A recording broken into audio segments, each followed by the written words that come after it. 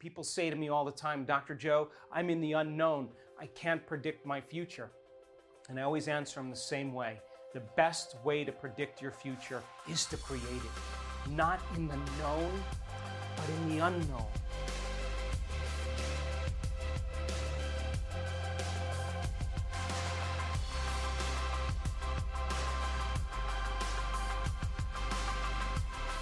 So how many people in this audience believe in the idea that the way you think has some effect on your life?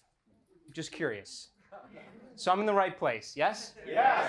So all of this knowledge that you're learning this week, every time you learn something new, you make new connections in your brain. That's what learning is. And the Nobel Prize laureate Kandel in the year 2000 found that when people learn just one bit of information, they doubled the number of connections in their brain from 1,300 connections to 2,600 connections. But if they didn't review that information, if they didn't repeat it, if they didn't think about it, those circuits were pruned apart within hours or days. So if learning is making new synaptic connections, then remembering is maintaining and sustaining those connections. And I now know that if you give people sound scientific information, and science is the contemporary language of mysticism. Science demystifies the mystical.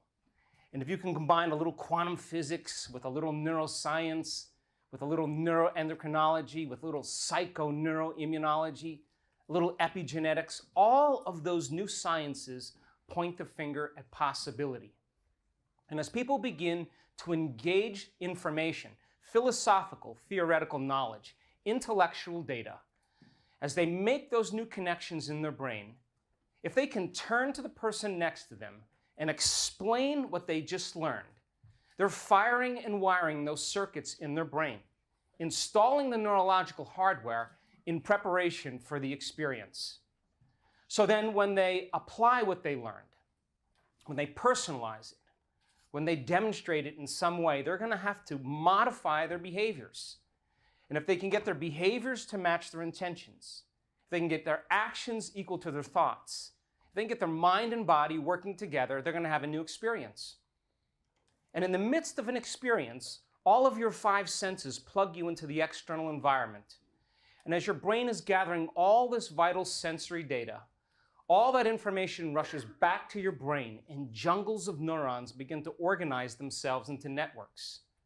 The moment those neurons string into place, reinforcing and enhancing the philosophical circuits that were made, the brain makes a chemical. And that chemical is called a feeling or an emotion. And now you are teaching your body chemically to understand what your mind has intellectually understood. We could say that knowledge is for the mind and experience is for the body. And in that moment, you are embodying the truth of that philosophy, chemically instructing your body to understand what your mind has intellectually understood. And the moment you feel that emotion, you are literally signaling new genes in new ways, and you are rewriting the biological program. But if you've done it once, it means you should be able to do it again. And if you can repeat any experience over and over again, you are going to neurochemically condition your mind and body to work as one. And when you've done something so many times that your body now knows how to do it better than your mind, now you're mastering that philosophy. It's innate in you. It's second nature. It's easy. It's familiar. You've practiced it so many times that you no longer have to consciously think about it. You know how you do it, but you don't even know how, because it's now a subconscious program. So our job then is to go from philosopher to initiate to master, from knowledge to experience to wisdom, from mind to body to soul, from thinking to doing to being, to learning it with your head, practicing with your hands, and knowing it by heart. And you and I have all the biological and neurological machinery to do this. And I can tell you right now that common people around the world are doing the uncommon. They're healing themselves of fatal diseases. reversing scars and wounds that were from past experiences, creating better lives for themselves and new opportunities, and having mystical experiences that transcend language. So what I'd like to do today is I'm going to develop concepts and ideas. And when I see you wrap your mind around that concept or idea, and you go from beta brainwave patterns to alpha brainwave patterns, I know then you're consolidating that information neurologically in your brain. And you're going to begin to fire and wire those circuits in your brain in preparation for experiences. You're going to begin to install the neurological hardware in your brain so that in your future, you can access those circuits to do something differently. How many people understand? So then if we set up the conditions in the environment and you get your behaviors to match your intentions, there should be some type of transformation in some way. And then when you walk back into your life, then your biology will be greater than the conditions in your life. So then, how many people here believe in the idea that your thoughts have something to do with your destiny? You do? Well, you think 60 to 70,000 thoughts in one day. Out of those 60 to 70,000 thoughts that you think in one day, 90% of those thoughts are the same thoughts as the day before. So if you believe that your thoughts have something to do with your destiny and 90% of your thoughts are the same thoughts as the day before, then your life should stay the same. Yes or no? Yes. The same choices are going to lead to the same behaviors. Yes or no? Yes. The same behaviors are going to create the same experiences. Yes or no? Yes. Same experiences are going to produce the same emotions. Yes or no? Yes. And those same emotions are going to drive your very same thoughts. And your biology, your neurocircuitry, your neurochemistry, your hormones, and even your genetic expression will stay the same. And there's a principle in neuroscience that says that nerve cells that fire together, wire together. So if you keep thinking the same thoughts, making the same choices, demonstrating the same behaviors, creating the exact same experiences that stamp the same networks of neurons into the same patterns, all for the familiar feeling called you. And you do that over and over again. I don't know, let's be conservative. 25 years. Would you agree that you will begin to hardwire your brain into a very finite signature? Yes. And that finite signature is called your identity, your personality. It's the box of the brain, the most commonly fired, neurologically wired set of thoughts, behaviors, and emotions that's acquired through frequent repetition. So then, how you think, how you act, and how you feel is called your personality. And your personality creates your personal reality. That's it. So the present personality who's sitting here today, called you, has created the present personal reality called your life. Yes or no? Yes. Yes. So then if you wanted to create a new personal reality, a new life, you would have to change your personality. Yes or no? Yes. Which means you're going to have to start thinking about what you've been thinking about and change it. Yes or no? Yes. You are going to have to become conscious of your unconscious habits and behaviors and become so aware of them that you don't go unconscious again. Yes or no? Yes. And then you're going to have to look at those emotions that keep you anchored to the past and decide, do these emotions belong in my future? Yes or no? Yes. So most people try to create a new personal reality as the same personality, and it doesn't work. You literally have to become someone else. Your brain is organized to reflect everything you know in your life. Your brain is a record of the past. It's an artifact of everything you've learned and experienced to this moment. Are you with me still? Yes. So then if you're not being defined by a vision of the future, you're left with the old circuits of your past, and you will be predictable in your life. Yes or no? Yes. And if feelings and emotions are the end product of past experiences, and we can remember experiences better because we can remember how they feel, the moment you wake up in the morning and you come back to your senses and you lay in bed and you start thinking about all your problems that are connected to different people and places and conditions and things in your life, the moment you get in touch with a familiar feeling called you, you're in your past. And if those emotions are driving your thoughts and you can't think greater than how you feel, or feelings have become the means of thinking, then you are thinking in the past. Yes or no? Yes. And you just told me that you believe that your thoughts have something to do with your destiny, and if you can't think greater than how you feel, your past is your future. Yes or no? Yes.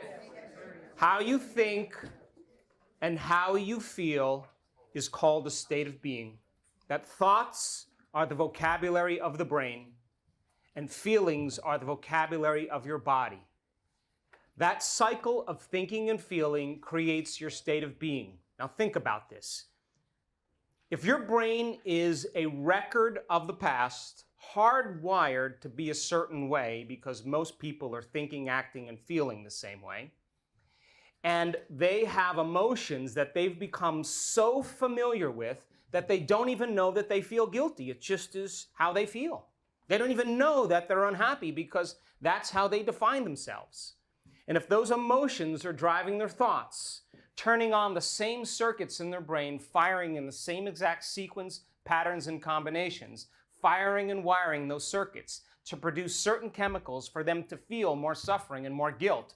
The moment they feel more guilt and more suffering, they say, wow, I'm feeling pretty bad, so they think more thoughts equal to how they feel. Are you with me still? Yeah. And the cycle of thinking and feeling creates their state of being.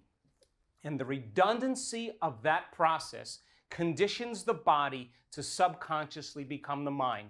And now their entire state of being is in the past.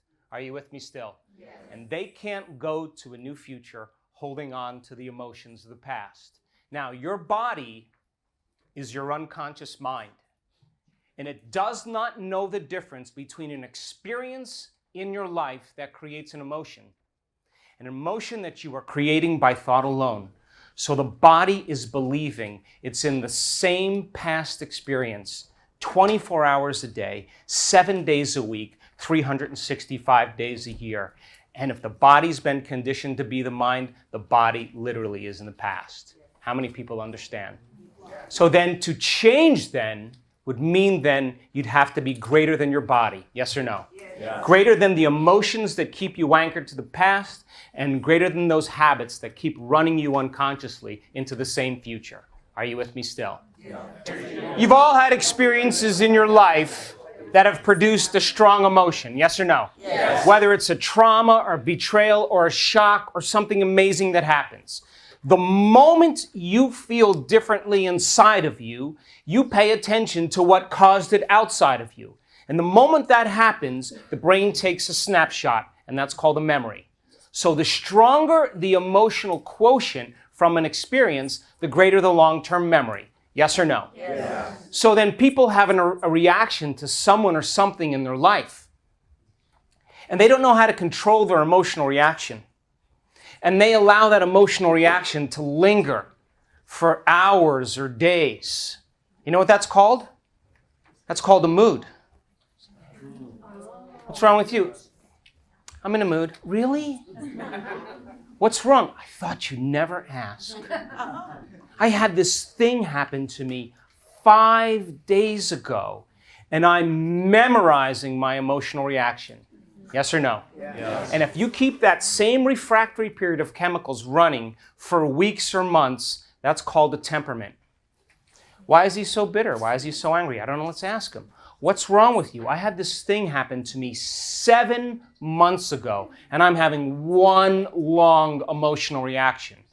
Yes or no? Yes. And if you keep that same refractory period of emotions running for years on end, that's called a personality trait. And most people's personalities are defined by their past experiences. And they wear their emotions on their sleeve because that's who they think they are. Are you with me still? Yes. So then you say to them, oh, buddy, why are you this way? And they'll say, I'm this way because this experience happened to me 10 years ago. Which, from a biological standpoint, it means I had an event in my life that altered me, and I have not been able to change since that moment. Yes or no? Yes. So then think about this. The latest research in memory, the latest research tells us that 50% of what you talk about in your past isn't even the truth. You make it up. That memory is creative. So so many people are reliving a past they didn't even have.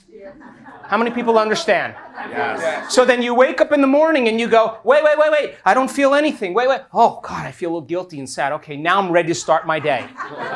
Yes or no? Yeah. And so then the moment you feel that emotion, then you're in your past, because emotions are the record of the past. Yes or no? Yeah. And if those emotions are driving your thoughts and driving your behaviors, you are going to be predictable in your life, because your past is going to be your future. How many people understand now? Yeah. So you think an insecure thought, you feel insecure, yes or no? Yes. The moment you feel insecure, the brain's checking in with the body and says, oh, you're really feeling insecure, so you're going to generate more insecure thoughts, yes or no? Yes. Which are going to make more chemicals for you to feel insecure. Yes. And then the moment you feel insecure, those feelings are going to drive your thoughts, yes or no? Yes. And so then you're going to continuously hardwire your brain, because you keep thinking the same way, and you continuously condition your body emotionally into the past. How many people understand? Yeah. So then your entire state of being is in the past. And if you're not being defined by a vision of the future, then your past will be your future. How many people are understanding? Yeah. So then to change then would be greater than your body. Greater than the body conditioned into the past. Are you with me still? Yeah. So then you wake up in the morning. The moment you come back to your senses, you glance over to the person laying next to you and you say, oh God, how did I get here? Who is that? Oh yeah, I'm back in this reality. Oh, then you go, wait, let me think about all my problems. Oh, now I'm starting to feel like myself. And then what does everybody do after that? What do? I'm going to tell you. You reach for yourself. And then you check your WhatsApp. Then you check your Twitter, then you check your Facebook, then you check your text, then you check your one email, then you check your other email, and then you check your Instagram, and then you take a picture of your feed, post it on Facebook, and then you tweet something, and now you're really connected to your past, present reality. Yes or no? Yes. Then you get up out of the same side of the bed, because you sleep on the same side. You put your slippers on, you scratch yourself the same way, you put your robe on, and you have the thought of the toilet. And the next thing you know, your body follows your mind right to the toilet. Yes or no? Yes. And then when you're on the toilet, you have this vision of your future, the coffee maker. And the next thing you know, your body follows your mind to the coffee maker. Yes or no? Yes. And then while you're drinking your coffee, you have the vision of the shower. And the next thing you know, you're naked and you're in the shower. And you're washing yourself the same routine way.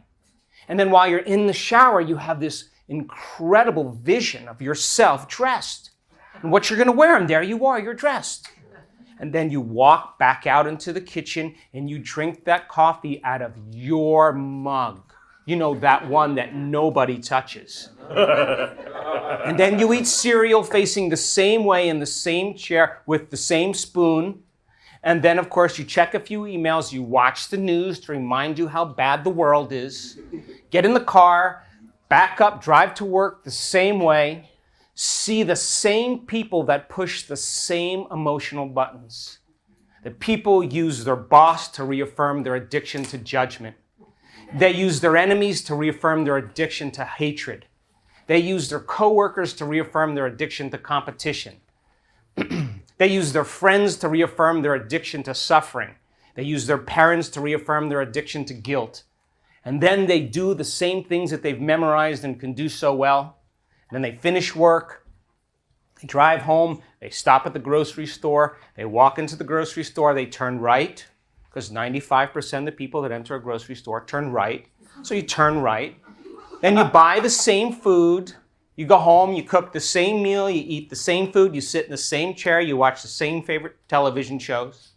You get done, you call your sister and you complain about how bad your day was, and then she complains back, and then you complain to her.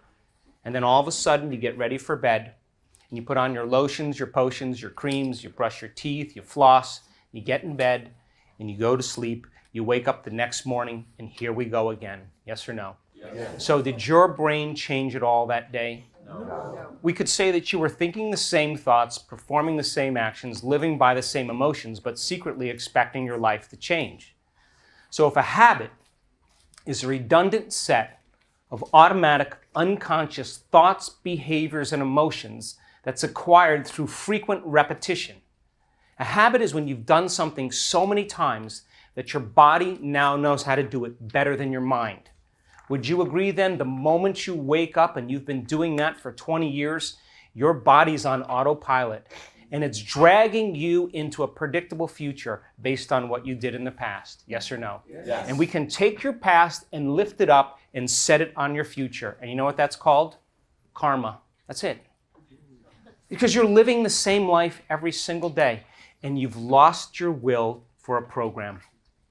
And 95% of most people, by the time they're 35 years old, is a set of automatic programs, automatic thoughts, emotional reactions, unconscious behaviors and beliefs and perceptions and attitudes that function just like a computer program. And now they're going to try to change their life with the 5% of their conscious mind working against 95% of what they've programmed subconsciously.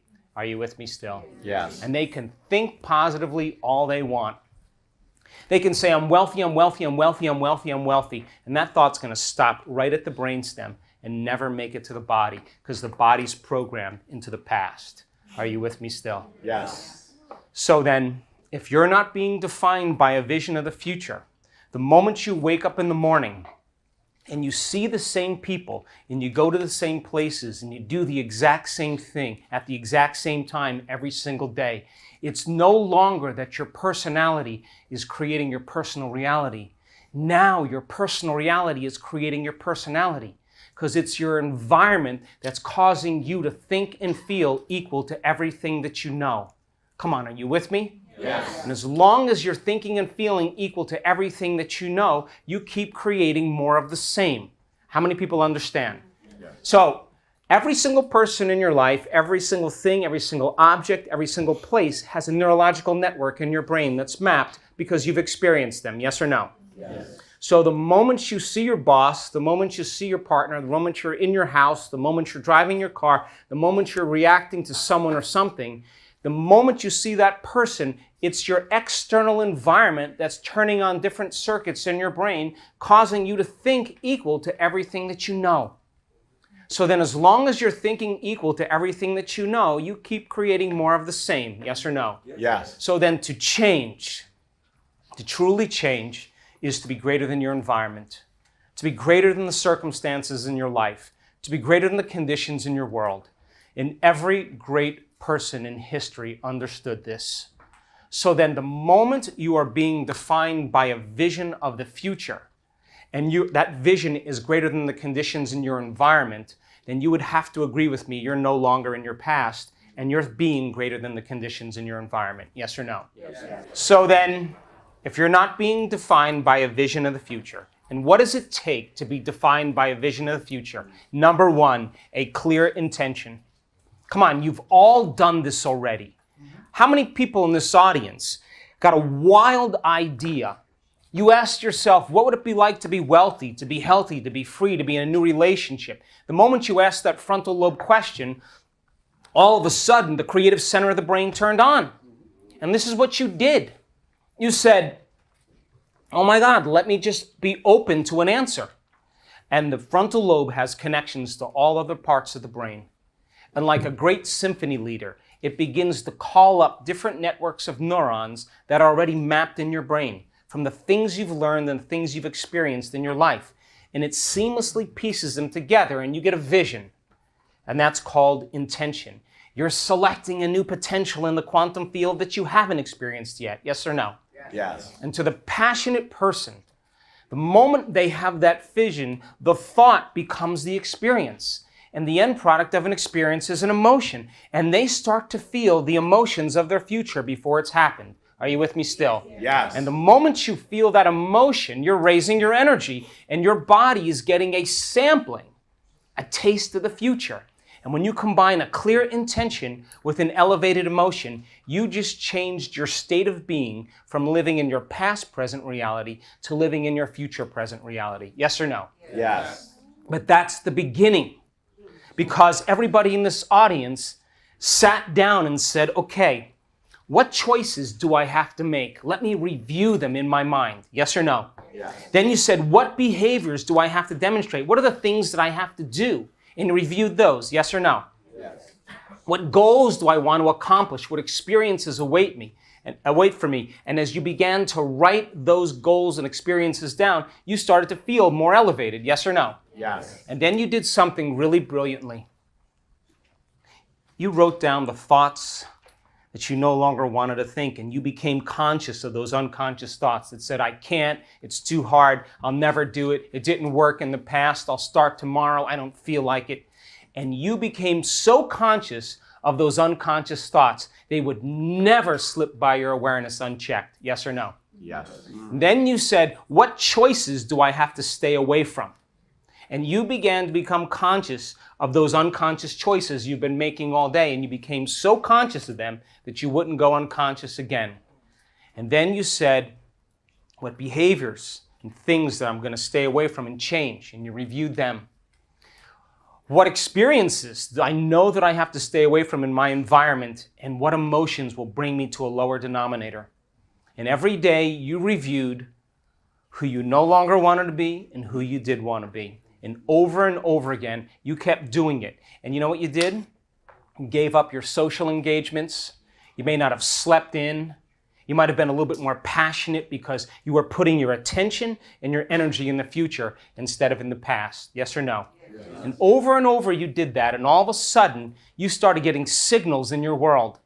Little synchronicities, little coincidences, little signs that your environment was reflecting back to you that you were on the right path. And then there came a moment where you knew it was going to happen. And you took your foot off the gas. And the moment you did that, you wanted the experience to come to you, and it was no longer about the material thing you created or the wealth. It was the fact that you were able to do it. Yes or no? Yes. And the moment that experience came, you felt the emotion and you felt more whole. And you were more giving and more loving and more caring and more present and more forgiving in your life because you felt better about yourself. Yes or no? Yes. So now here's my question. Think of a time in your life where you were being defined by a vision of the future, you saw it, and it didn't happen. What happened then? You got a clear intention, you got inspired, you felt the elevated emotion, you were in a whole new state of being.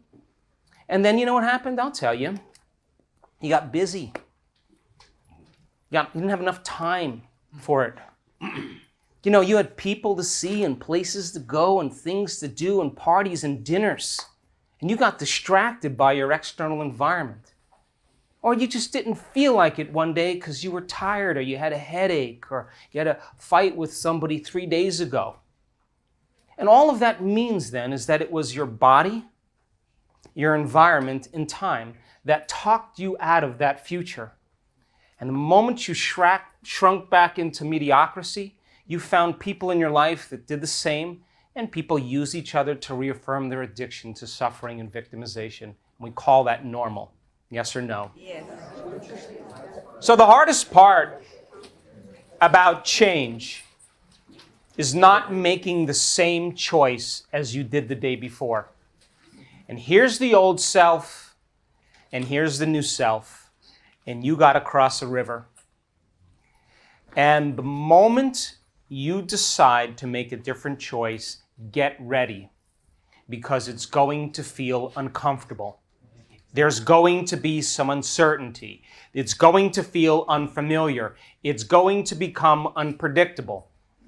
And the moment you say, I'm going to do this or I'm going to change, and you decide to make those changes, you just stepped into that river. And if the body has been conditioned to be the mind, the servant is now the master. Now the body's running the show. And guess what happens the moment you step into the unknown? The body says, whoa, this doesn't feel right. And it starts sending signals back to the brain. And you start to hear voices in your head. And those voices are, start tomorrow. This doesn't feel right. It's my mother's fault. It's my ex-husband's fault. This is too hard. What's wrong with me? The analytical mind starts going. And it's the same thoughts that you've always had. It's just happening behind the scenes of your awareness. But now you're conscious of them. And if you respond to that same thought as if you always do, the same thought's going to lead to the same choice. The same choice is going to lead to the same behavior. The same behavior is going to create the same experience. The same experience is going to produce the same emotion. And then people say, this feels right. No, it feels familiar. Going from the old self to the new self is the neurological, the biological, the chemical, the hormonal, the genetic death of the old self. And people say to me all the time, Dr. Joe, I'm in the unknown. I can't predict my future. And I always answer them the same way. The best way to predict your future is to create it. Not in the known, but in the unknown. And becoming comfortable in that place is the mastery. What thoughts do you want to fire and wire in your brain and put your attention behind? What behaviors do you want to demonstrate in one day, one lifetime? And as you begin to rehearse those behaviors in your mind, and you're truly present, the brain does not know the difference between the experience going on out there and the experience going on in here. And now you're installing the neurological hardware to look like the experience has already occurred. And now your brain is no longer a record of the past. Now it is a map to the future. And so then, the last part is the tough part.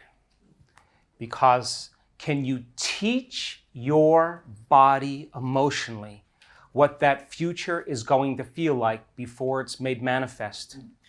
That means you cannot wait for your wealth to feel abundance and worthiness. You can't wait for your success to feel empowerment and gratitude.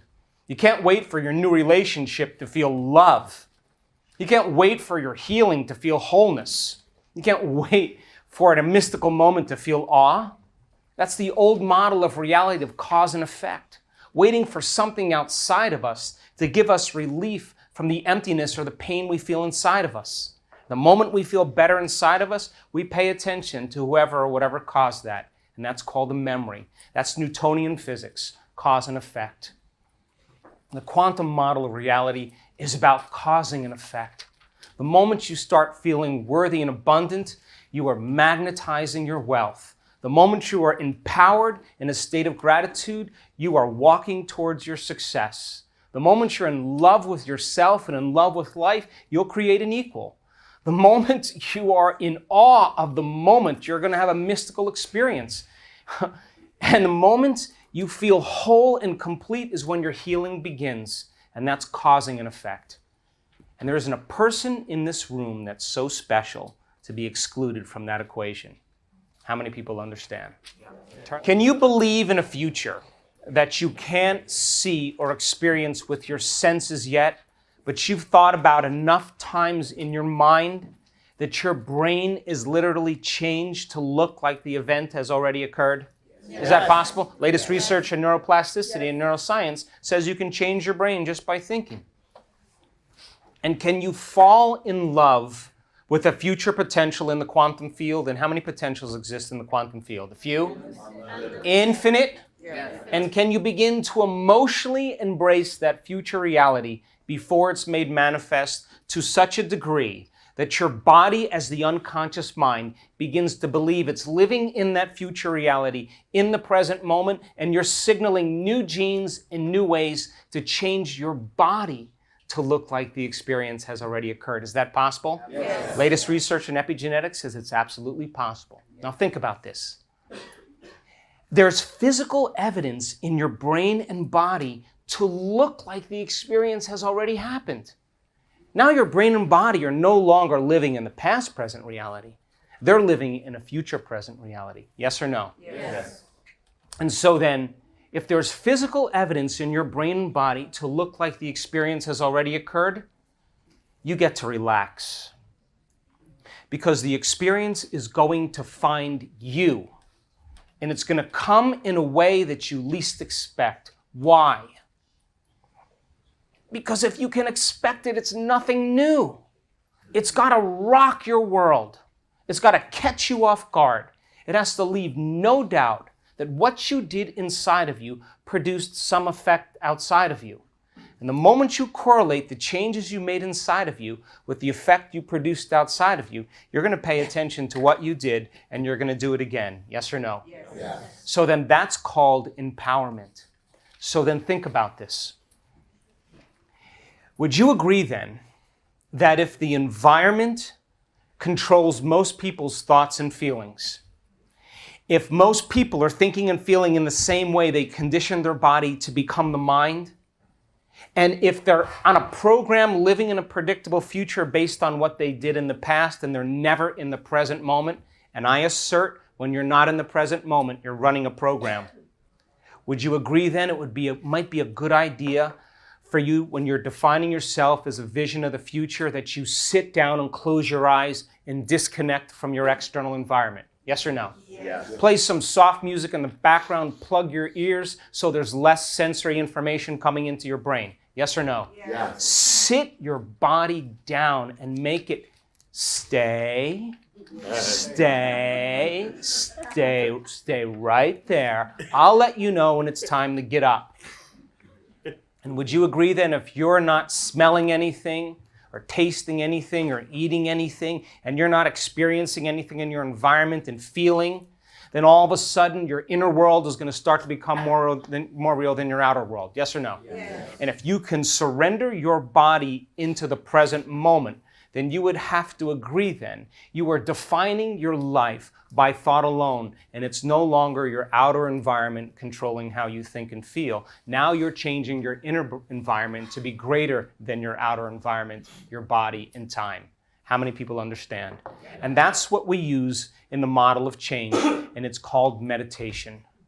So then imagine the word meditation literally means to become familiar with. That's what it means. So then if you're sitting in your meditation and you're becoming conscious of your unconscious thoughts and they're becoming so familiar to you, are you in a meditation? No. Yes or no? Yes, you are. To know thyself. But those thoughts have been happening behind the scenes of your awareness the entire time, but most people are too distracted by their external environment.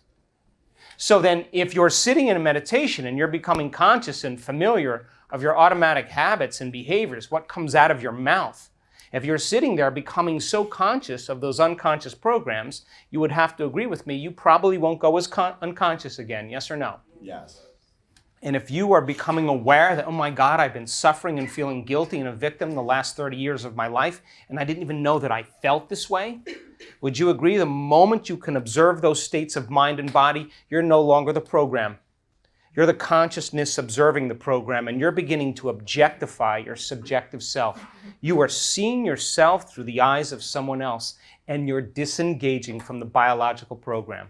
Yes or no? Yes. And what if you then said, what is the greatest expression of myself that I can present to the world? What's the vision of my future? And you began to fire and wire those circuits in your brain, deciding what thoughts you do want to pay attention to, installing the hardware, sitting down and rehearsing the choices and behaviors you're going to make in one day. The act of mental rehearsal then begins to install the neurological hardware in your brain. And if you keep repeating it, the hardware becomes a software program. And all of a sudden, who knows? You may think like an unlimited person. You may act like an abundant person because you installed the circuits, did you not? Yes. You primed your brain for the future. And if you kept doing that over and over again, will it begin to become familiar to you? Yes or no? Yes. And if every day you were cultivating an elevated emotion and teaching your body what your future would feel like ahead of the actual experience, if you kept doing that over and over again, will it become familiar to you? Yes. And if you were trading suffering for freedom, pain for joy, and you kept creating those emotions, it would get easier for you to feel that way, yes or no? Yes. And if how you think and how you feel creates your state of being, when you got up from your meditation and you were able to maintain that modified state of mind and body your entire day, get ready. Because something unusual is going to happen in your life. It's the law.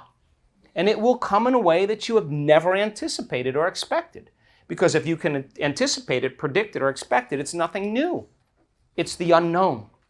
And when the experience comes and surprises you, and you feel the energy and the emotion from that experience, It's going to inspire you to want to create again. Yes or no?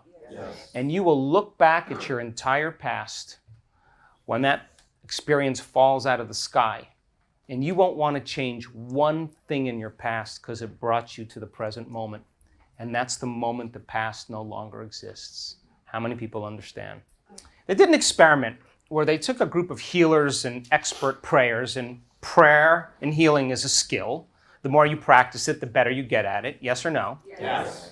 So then they set these 3 vials of DNA right in front of these expert healers and prayers. And they said to these people, now there's DNA in these vials, and what we want you to do with your mind, with your intent, is we want you to see this DNA wind and unwind in your mind, and keep having the intent to see the DNA wind and unwind. So they practiced it over and over again, over and over again, over and over again. When they checked the DNA, guess what happened? Nothing.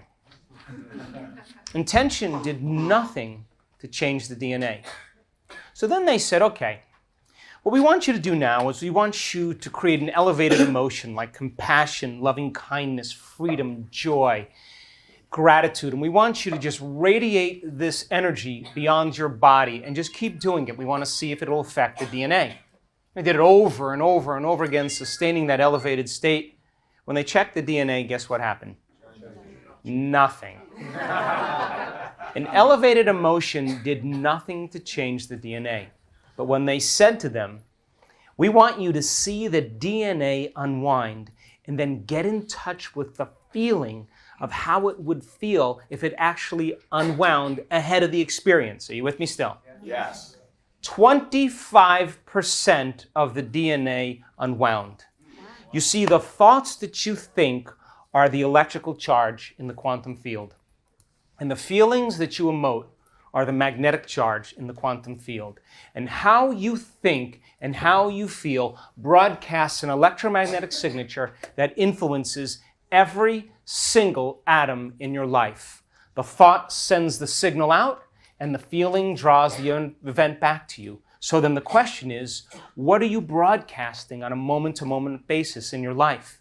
Because if you're walking around in lack or suffering, you're saying into the unified field, oh, infinite universal intelligence, giver of life, I am broadcasting suffering into the field. Bring me an experience of suffering, but bring it in a way that I least expect, that surprises me and leaves no doubt that it's come from you, so I can suffer a little bit more. Yes or no? So we are not punished for our sins. We are punished by our sins. And sin is an attitude. And an attitude is how you think and feel. How many people are with me? Think about this. Most people, then, their entire state of being is in their past, and their energy is in the past. Yes or no? Yes. So then if where you place your attention is where you place your energy, and you have all of your attention on your emotions that keep you anchored to the past, then all of your energy's in the past. Yes or no? Yes. And if you wake up in the morning and you start thinking about all the people you have to see and the places you have to go and the things you have to do in your known familiar reality, and you keep your attention on all those knowns, then your attention is projecting into a predictable known future. Yes or no? Yes. And that means then you have very little energy in the present moment to create with, because all of your energy is either in the past or the future, and no energy in the present moment. Yes or no? Yes. So then I want to talk about the sweet spot of the generous present moment, because all potentials in the quantum field exist in the present moment. And only when you are present in the moment will you be able to create a new future. Are you with me still? Yes. And you know when someone's present in your life because they're paying attention to you. Yes or no? Yes. And you know when someone's not present in your life because they're not paying attention to you. Yes or no? Yes. So then here is that infinite intelligence that's living within you and all around you, the quantum field, the unified field, whatever you want to call it. It's both personal and universal. It's within you and all around you. It's the very intelligence that's keeping your heart beating and digesting your food and organizing all those trillions of functions while you sit here and have a free will. It's the giver of life. But it's also the same intelligence that's creating the ghost nebulae, causing flowers to bloom. It's personal and universal. It's within you and all around you. You with me still? Yes. And it is omnipresent. It is always present. Why? Because it is in a realm beyond space and time. In that realm, it is completely present. So then, here it is, right here. And most people's attention is on somebody, someone, something, somewhere, and sometime. And they're never looking towards it.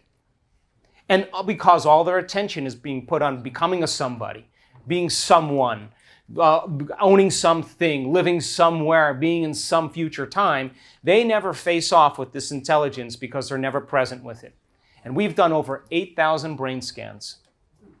And I can tell you without a doubt, that you are at your absolute best when you get beyond yourself. At the moment a person goes from a somebody to a nobody, from a someone to a no one, from something to nothing, from somewhere to nowhere, from sometime to no time, that's the moment they take their attention off their outer world and they line up in the present moment, their pure consciousness. And now the observer, who's observing all of this into life, says, oh, you're present with me? Now I can see what you want to create. Are you with me still? Yes. So then if you want to hide the divine somewhere for the human being, the best place to hide it is within, because they'll look everywhere else for it except within. So then, in the research we've done, and we've done over 8,000 brain scans, and we know the moment that person is going to get beyond themselves, we can predict it now. We also know that with the moment they start opening their heart, and we've measured this thousands and thousands of times, when they have a coherent brain and a coherent heart, they're changing their whole electromagnetic field. And we start every meditation with an elevated emotion. And as our students begin to create those elevated emotions of their future, we're measuring what it does to their heart. And it turns out their heart all of a sudden becomes very coherent. Becomes very organized. And when you live by resentment and anger and frustration and impatience, the heart becomes very incoherent, just like the brain.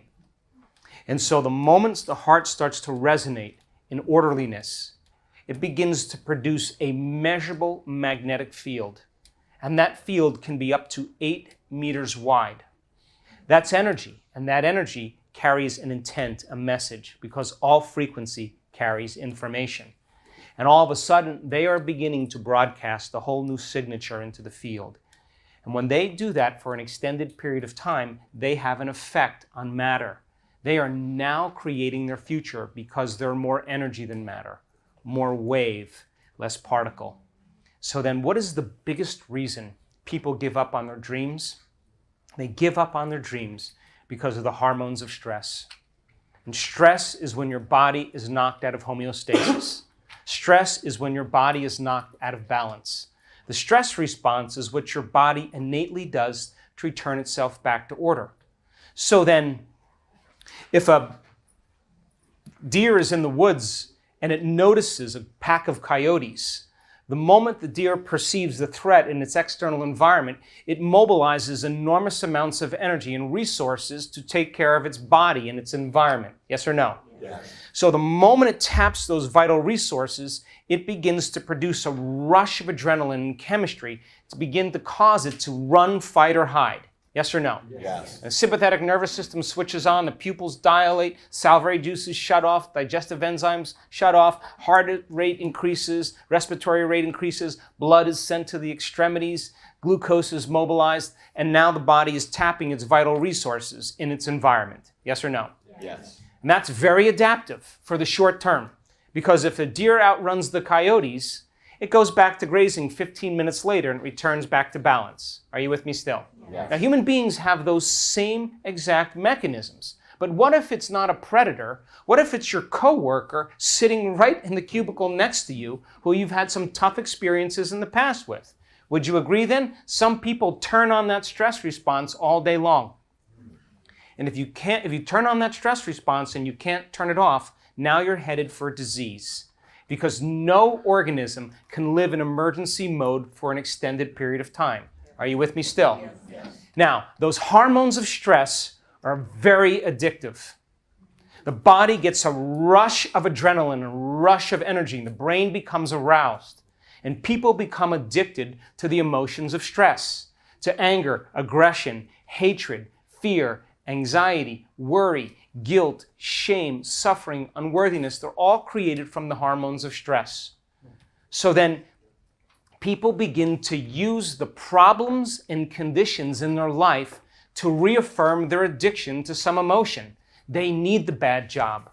They need the poor relationship. They need difficult circumstances in their life because it makes them feel something. Are you still with me? Yes. So if the hormones of stress are highly addictive and people use the conditions in their environment to reaffirm their addiction to those emotions, is it possible they become addicted to the life they don't even like? Yes or no? Yes. And listen to this. We can turn on the stress response just by thought alone because of the size of our brain. In other words, out of the infinite potentials in the quantum field, people will select the worst case scenario when they're living in survival. Are you with me still? So then the moment they select that worst case scenario in their future and they begin to emotionally embrace it, their body's believing it's living in that future reality and they're knocking their brain and body out of physiological balance just by thought alone. Yes or no? Yes. Or they unfold a past bitter memory that's tattooed in the recesses of their gray matter. And like magic, they bring it to life. And they keep sending the same chemical signals to their body. And their body's literally in the past. Yes or no? Yes. So then if you can turn on the stress response just by thought alone, and the hormones of stress are highly addictive, is it possible that people become addicted to their own thoughts? Yes. Yes or no? So then it's a scientific fact that the long-term effects of the hormones of stress downregulate genes and create disease. So then, if we can turn on the stress response just by thought alone, and those chemicals of stress push the genetic buttons that create disease, then is it possible that your thoughts can make you sick? Yes. So then if your thoughts could make you sick, is it possible that your thoughts could make you well? Yes. So then when you and I react to some condition in our external environment, we draw from this invisible field of vital energy surrounding our body, and we turn it into chemistry, and the field around the body begins to shrink. Now we become more matter than less energy, more particle and less wave. And the moment you feel more like matter, every single time, people will always try to control, predict, and force outcomes in their life and fight for results because they are matter trying to change matter. Are you with me still? Yeah. And the very chemicals of stress heighten our senses and we become materialists in our world. In other words, if we can't see it, we can't smell it, we can't taste it, we can't feel it, we can't hear it, it doesn't exist. And because people spend 70% of the time living in survival, it makes sense then that they're always focusing on matter. They're narrowing their focus on the particle in quantum physics, and they're never paying attention to the wave of possibility. Are you with me still? Yes. So under the hormones of stress then, we try to control everything in our life, and every single person, every single problem, every single thing, every single place has a neurological network in our brain. And when the brain becomes aroused, we shift our attention from one person to one thing, to one problem, to one place. And when we do that, we keep activating these circuits. And if you keep doing that for an extended period of time, like a lightning storm, the brain begins to function incoherently. And when the brain functions incoherently, we function incoherently. And when the brain isn't working right, we're not working right. Are you with me still? Yes. And people then switch their brain on in emergency mode, and now they can't switch it off. And no new information can enter the nervous system that isn't equal to the emotion that they're experiencing. Why? Because if you're being chased by Mr. Big, it's not a time to learn. It's not a time to sit down and go within and create. It's not a time to open your heart and trust in the unknown. It's not a time to communicate. It's a time to run, fight, and hide. And people spend the majority of their life that way. How many people are understanding? Yes. So then, listen, we live in a realm, this three-dimensional reality, where there's infinite space. How big is space in this three-dimensional reality? It goes on forever, yes? It's eternal. So then we experience time by moving through space. So if I'm going to work from here to the wall, it's going to take me a certain amount of time to get there, yes or no? Yes. So then if people are living as materialists, defined by their body in space and time, in their environment and time, then it makes sense then they will reach their goals. Yeah, they'll get that mansion, but it'll take them 30 years to pay it off. It's going to take some time. Yeah, they'll get the new relationship, but they're going to have to go on Match.com and look at body parts over and over again and go on a lot of dates and finally find the right person. And then, of course, then they'll have the dream to buy the house, but then they got to get the right job. So then they got to put in their resumes and go on a lot of different interviews to settle for the job they don't even like. And all of it's going to take time. And at the end of 30 years, they'll pay it off, but they'll be too tired to enjoy it because it takes time in this three-dimensional reality. Are you with me still? Yes. And yet, the heart, the moment the person goes into that stress response, beats incoherently as well. And all of a sudden, the brain and heart are out of rhythm. But what if then a person had the ability to find the present moment? And we can predict this now over and over again. And all of a sudden, instead of thinking about the predictable future or remembering the familiar past, they labored for the present moment.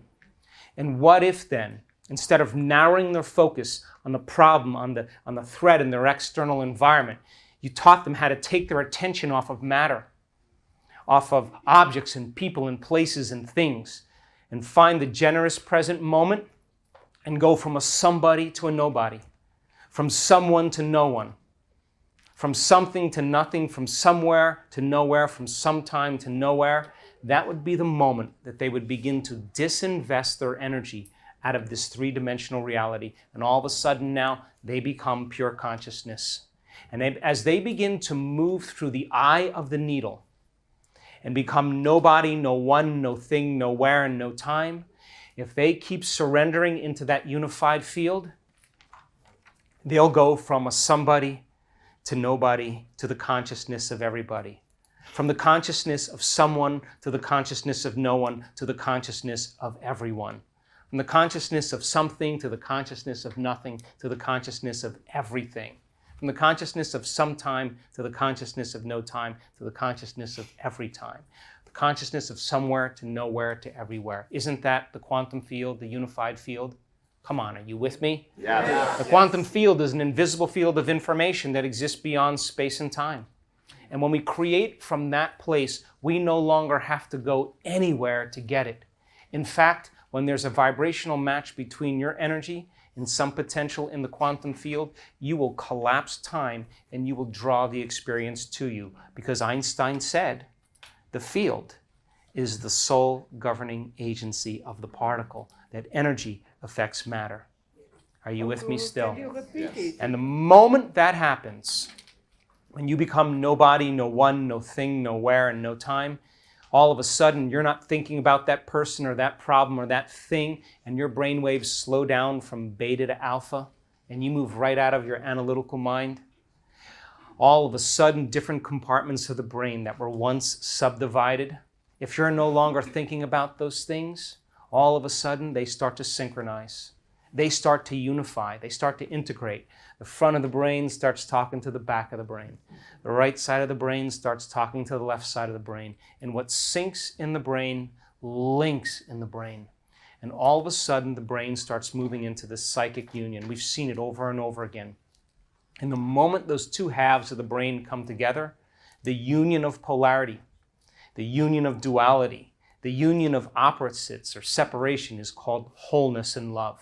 Are you with me still? Yes. At the same exact time, all of a sudden the heart starts going into coherence and it starts to produce a measurable magnetic field. Now they're no longer drawing from the field. They're contributing to the field. And that field begins to expand. That energy is a frequency, and that frequency carries information. And now they lay their intent on that energy, and they're broadcasting a whole new signature into the field. Are you with me still? Yes. And watch, we see people sitting in their meditation, and all of a sudden we start to see their brain going into that pattern. And we just say to the neuroscientists that come and study our work, she's going to pop. What do you mean? She's going to pop. Just watch. And all of a sudden, when that brain goes into that kind of coherence, and all of a sudden she feels so whole and so complete and so in love with life that it's impossible to want. How can you want when you're whole? And in that moment, the heart gets super coherent, and I can walk around and look at that person, and there are tears of joy rolling down her face. She is connected to the unified field, and that field is intelligent love and loving intelligence. And if you run right into it and you merge with it, when you come back to your senses, you take a piece of it with you. You become more willful. It has an amazing will. You become more mindful. It has an infinite mind.